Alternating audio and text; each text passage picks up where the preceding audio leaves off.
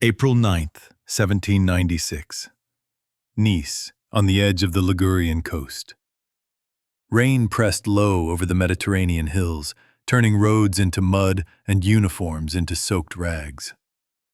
In a cramped headquarters overlooking the sea, a 26-year-old general unfolded a map that few men in Paris believed he deserved to command.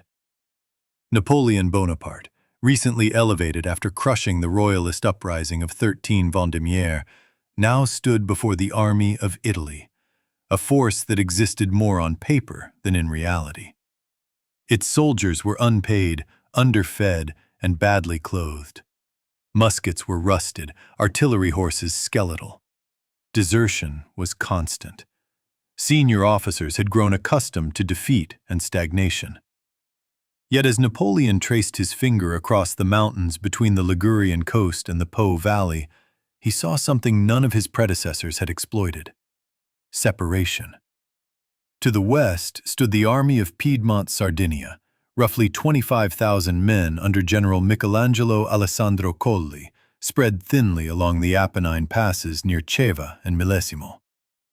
To the east stood the Austrian army of Italy, approximately 30,000 strong, commanded by Johann Peter Beaulieu, positioned around Acqui Terme and the approaches to Genoa. Between them lay bad roads, poor coordination, and mutual suspicion. The Allies shared a common enemy, but not a common command. Napoleon's own army numbered roughly 37,000 effectives, but they were concentrated around Savona, dangerously wedged between two larger forces. If Beaulieu and Colli linked up, the French would be crushed. Every previous French commander had feared this. Napoleon intended to exploit it. On April 10th, French units began demonstrative movements toward Genoa, exactly where Austrian intelligence expected them to go. Small attacks, cavalry probes, and artillery demonstrations convinced Beaulieu that the French intended a coastal advance. Austrian attention shifted eastward. Meanwhile, under cover of rain and darkness, Napoleon quietly massed his main force westward, toward the weak seam between the two Allied armies. He understood that mountains did not merely obstruct movement, they dictated it.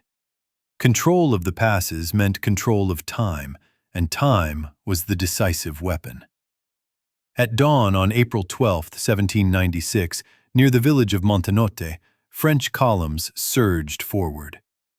The Austrian detachment under General Argenteau, approximately 6,000 men holding the ridge line, was isolated, unsupported, and overextended. Napoleon attacked with nearly 15,000 troops, striking from multiple directions along narrow paths the Austrians believed impassable to formed units. By mid-morning, French infantry had crested the heights. Artillery followed by hand, dragged up slopes thought unusable. The Austrian line collapsed. Argenteau's force disintegrated, retreating in confusion toward Dago. The victory at Montenotte was not merely tactical. It shattered the Allied alignment. Beaulieu recoiled eastward toward Acqui, fearing a French thrust into his rear. Colli, now exposed, pulled back toward Millesimo, attempting to cover Piedmontese territory. The Allies were no longer cooperating. They were reacting independently, exactly as Napoleon intended. Napoleon did not pause. On April 13th, French troops struck at Millesimo, where the Piedmontese held a fortified position anchored on the ruined Coseria castle. The defense was stubborn. Colonel Provera's garrison resisted throughout the day, inflicting heavy casualties. Napoleon personally directed artillery fire against the position, concentrating guns at close range. During the night, French units bypassed the strongpoint, cutting off retreat routes. On April 14th, the garrison surrendered. The road into Piedmont lay open. Simultaneously, French divisions pushed north and east, engaging Austrian forces at Dago. Control of this crossroads was vital. It linked Beaulieu's army to the Piedmontese and covered the routes into Lombardy. The battle on April 14th was chaotic and hard-fought. The town changed hands multiple times. Austrian counterattacks nearly broke the French center. Napoleon committed reserves decisively, restoring the line and driving the Austrians out by evening. By April 15th, Dago was firmly in French hands. The Allied armies were now completely severed. Beaulieu attempted to regroup near Aquiterme, but Napoleon's positioning made cooperation impossible. French columns dominated the interior lines, moving faster between engagements than either Allied army could react. The Austrians withdrew toward Alessandria, abandoning any attempt to support Piedmont. Colli, left alone, attempted to establish a defensive line along the Tonaro River. He would not be given the time. Napoleon drove his exhausted army forward with relentless speed. Marches that normally took 2 days were completed in 1. Soldiers lived off captured magazines and local requisition, a practice Napoleon refined into a system. On April 21st, French forces caught the Piedmontese army near Mondovì. Colli attempted to deploy, but French cavalry turned his flank while infantry pressed the center.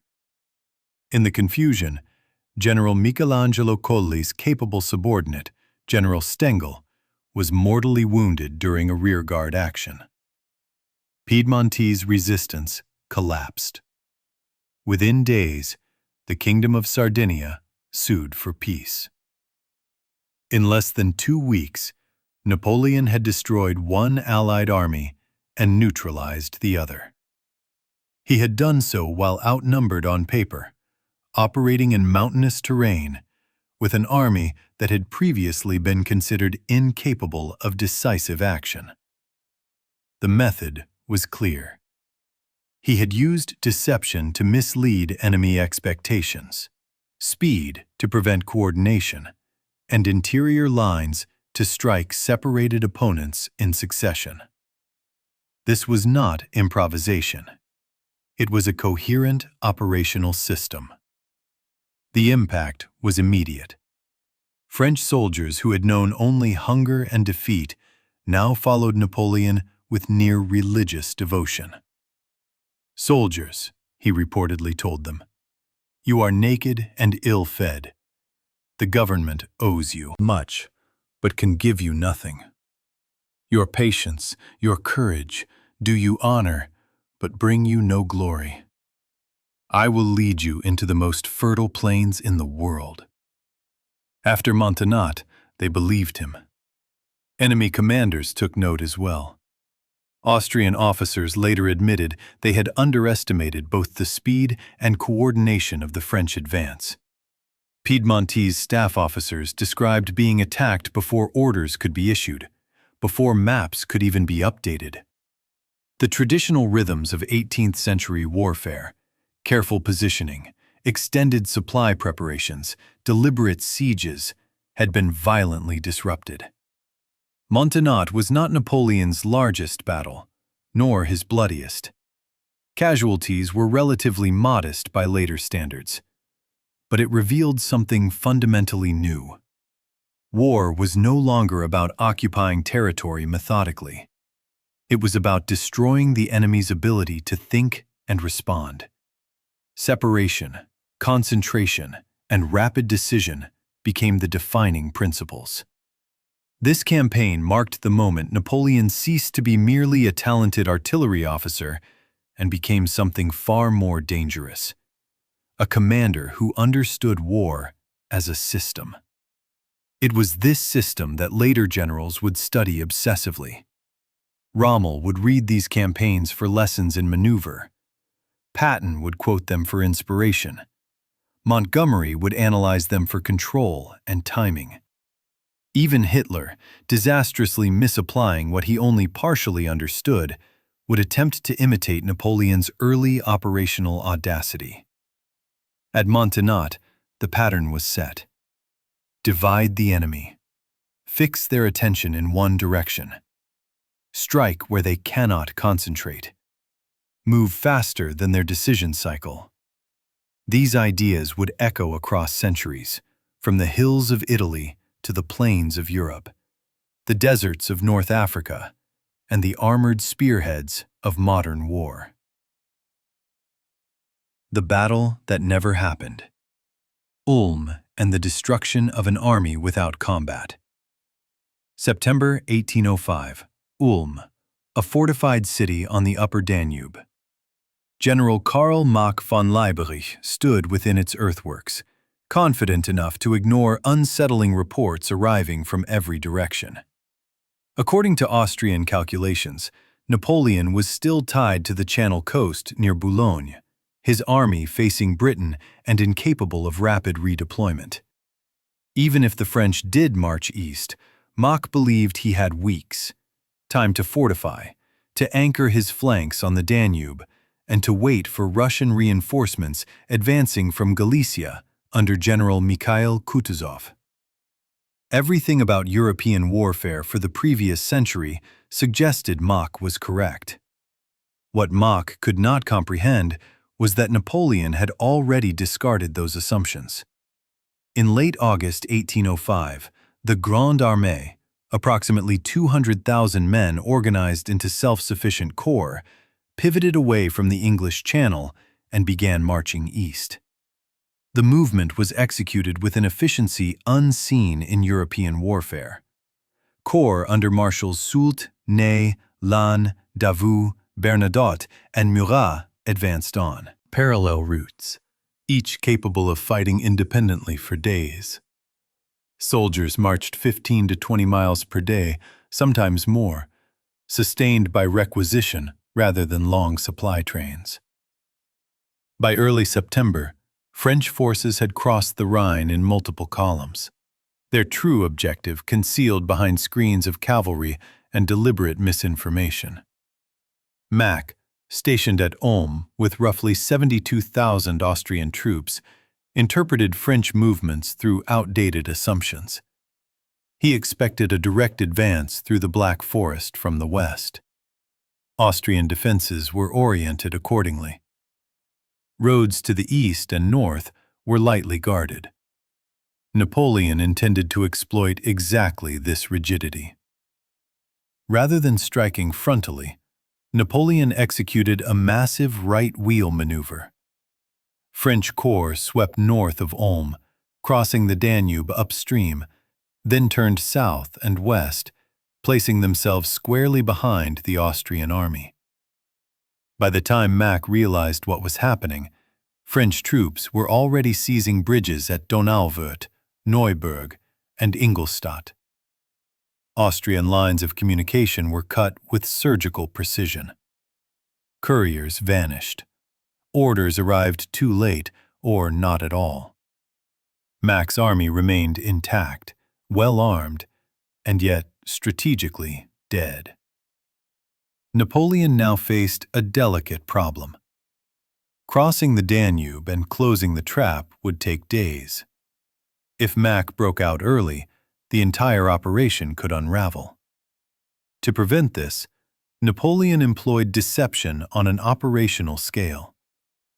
Murat's cavalry conducted aggressive demonstrations west of Ulm, charging Austrian outposts and skirmishing constantly. These actions reinforced Mack's belief that a major French assault was imminent from the direction he expected. Austrian units remained fixed, bracing for a battle that would never come. While Mack waited, French infantry quietly occupied every road leading out of Ulm. Villages such as Günzburg, Elchingen, and Nordlingen fell into French hands.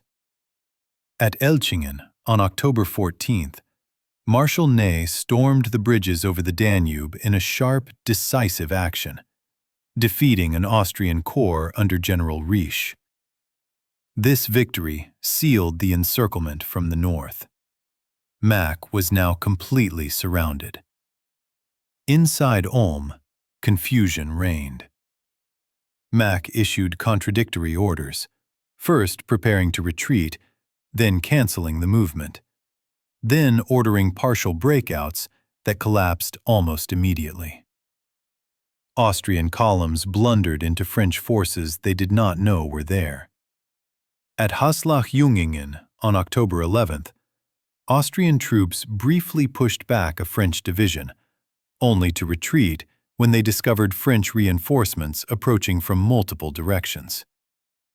Each failed probe reinforced the sense of inevitability. Supplies dwindled. Morale collapsed. Russian reinforcements were still more than 160 miles away, their progress slowed by poor roads and exhausted troops.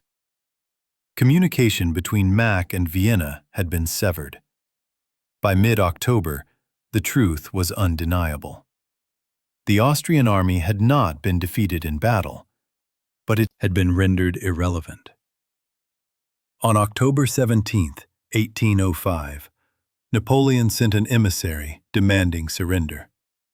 Mack hesitated, still clinging to the belief that Kutuzov might arrive in time. 2 days later, with French artillery deployed on commanding ground and escape routes sealed, Mack capitulated. Approximately 30,000 Austrian soldiers laid down their arms, along with vast quantities of equipment, artillery, and supplies. The surrender stunned Europe. When Napoleon met Mack after the capitulation, the contrast between the two men was striking. Mack, once considered a competent and experienced officer, appeared broken. Napoleon reportedly remarked that Mack looked like a man who had seen his entire world collapse in an instant. The comment captured the essence of Ulm. An entire army had ceased to exist not through slaughter, but through maneuver. The destruction of Mack's army without a major battle represented a revolutionary moment in military history. Napoleon had demonstrated that war could be decided at the operational level before tactical engagements ever occurred. Speed, coordination, and deception had replaced attrition as the primary tools of victory. The Grande Armée had marched nearly 500 miles in weeks, maintained cohesion, and annihilated a major enemy force at minimal cost. For later generations of soldiers, Ulm became a case study in what modern armies feared most: encirclement without warning. German officers in the 19th and 20th centuries would study Ulm obsessively. Schlieffen would draw lessons about strategic maneuver. Rommel would see in it the power of speed and surprise. Patton would admire the audacity and relentless tempo. Even Montgomery, often portrayed as cautious, emphasized Ulm as proof that methodical planning could enable decisive results without unnecessary bloodshed. Yet Ulm was only the prelude. With Austria's main army destroyed, the road to Vienna lay open. Napoleon marched into the Habsburg capital on November 12, 1805, unopposed. But the campaign was not yet finished. The Russian army remained intact. Winter was approaching. Napoleon needed one final blow, one decisive battle that would end the war and confirm his reputation beyond dispute. That battle awaited him on the mist-covered fields of Moravia. The perfect trap. Austerlitz and the mastery of battlefield illusion. December 2nd, 1805. Dawn broke slowly over the rolling hills of Moravia. A thick winter fog clung to the low ground, swallowing villages, streams, and entire formations from view. Near the small town of Austerlitz, Napoleon Bonaparte stood beside his staff, wrapped in a gray greatcoat, listening to the muffled sounds of an Allied army assembling somewhere beyond the mist. It was the first anniversary of his coronation as emperor. His army numbered roughly 73,000 men. Facing him were close to 85,000 Allied troops, Russians under General Mikhail Kutuzov, and Austrians commanded by Emperor Francis II, with the young Tsar Alexander I personally present. On paper, Napoleon was outnumbered. On the ground, he had already decided the battle days before the first shot would be fired. Napoleon had personally reconnoitered the terrain in late November. What struck him immediately was the Pratzen Heights, a broad, elevated plateau dominating the center of the battlefield. Any conventional commander would have seized it at once. Napoleon deliberately did the opposite. He ordered his troops to abandon the heights and deploy on lower ground, leaving his right flank under Marshal Louis-Nicolas Davout dangerously thin. To the Allies, this appeared as weakness. To Napoleon, it was bait. The Allied plan, drafted largely by Austrian staff officers and approved by Tsar Alexander over Kutuzov's objections, relied on overwhelming Napoleon's right. By crushing Davout's corps and rolling up the French line from south to north, the Allies believed they could encircle and destroy Napoleon's army. To do so, they would have to move large portions of their force off the Pratzen Heights and into the fog-filled lowlands. Napoleon understood this perfectly. "When the enemy is making a false movement," he later remarked, "we must take good care not to interrupt him." At approximately 7 a.m., Allied columns began their advance. Russian and Austrian troops pushed southward toward the villages of Telnitz and Sokolnitz, pressing hard against Davout's overstretched formations. The fighting there was intense and confused. French infantry fell back, then counterattacked, buying time at enormous cost. Davout's Third Corps, having marched nearly 70 miles in less than 3 days to reach the battlefield, fought stubbornly to hold positions that Napoleon had already decided were expendable. As the Allied attack intensified, their center began to thin.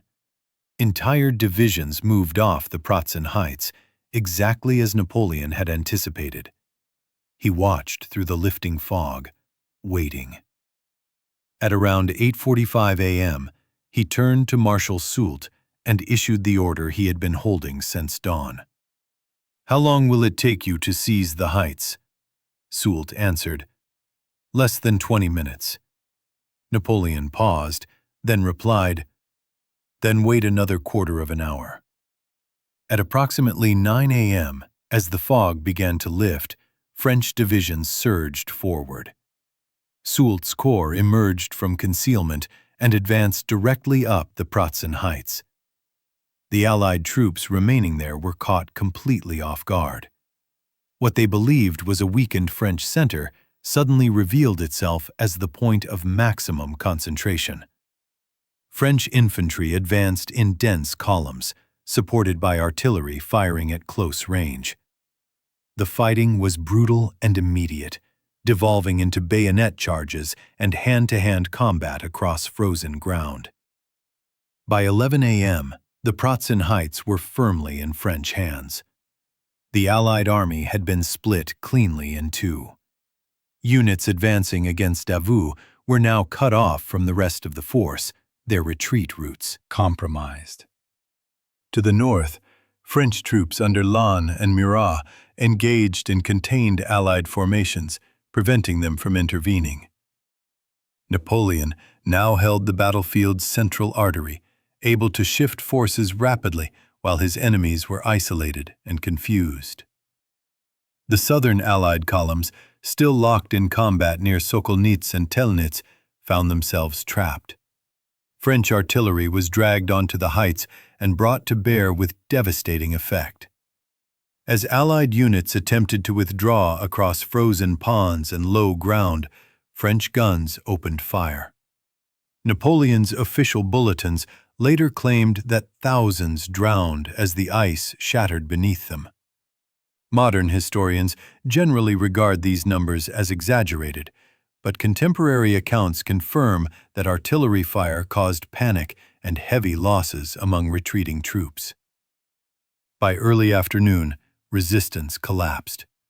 Allied formations disintegrated into retreating fragments. Tsar Alexander fled the field. Kutuzov, wounded, barely escaped capture. the battlefield belonged entirely to Napoleon. French casualties numbered approximately 9,000 killed and wounded. Allied losses exceeded 25,000 men, including prisoners killed and wounded. More importantly, the Third Coalition ceased to exist as a functional alliance. The political consequences were immediate. Austria sued for peace, signing the Treaty of Pressburg on December 26, 1805. The Holy Roman Empire, already weakened, effectively dissolved soon afterward. Russia withdrew eastward, stunned by the scale and precision of the defeat. Napoleon emerged from Austerlitz not merely victorious, but unassailable. Even his enemies acknowledged the brilliance of the maneuver. What made Austerlitz legendary was not a single tactic, but the integration of deception, terrain, timing, and psychology. Napoleon had deliberately appeared weak where he was strong, and strong where he was weak. He had invited his enemy to make the exact mistake he needed, then punished it with overwhelming force at the decisive moment.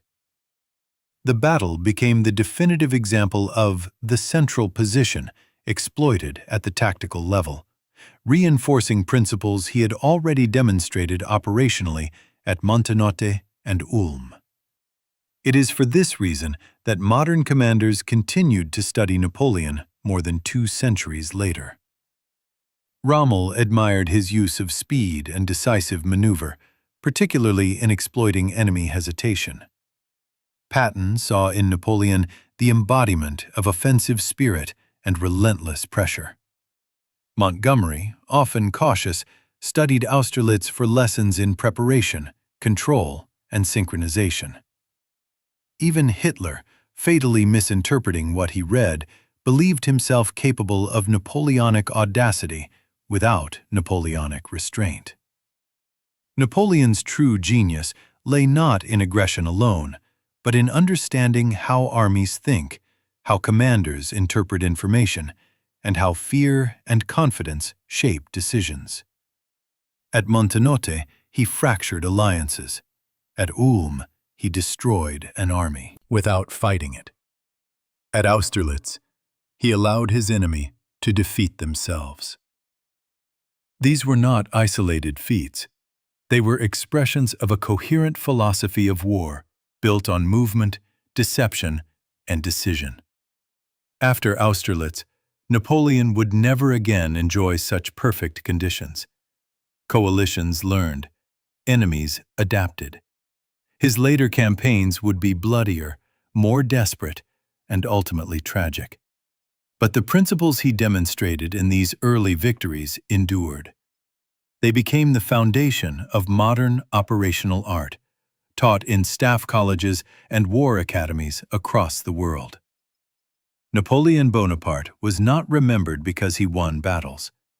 He was remembered because he changed how battles were conceived. And that is why, long after the smoke cleared at Austerlitz, his shadow still looms over every serious study of war.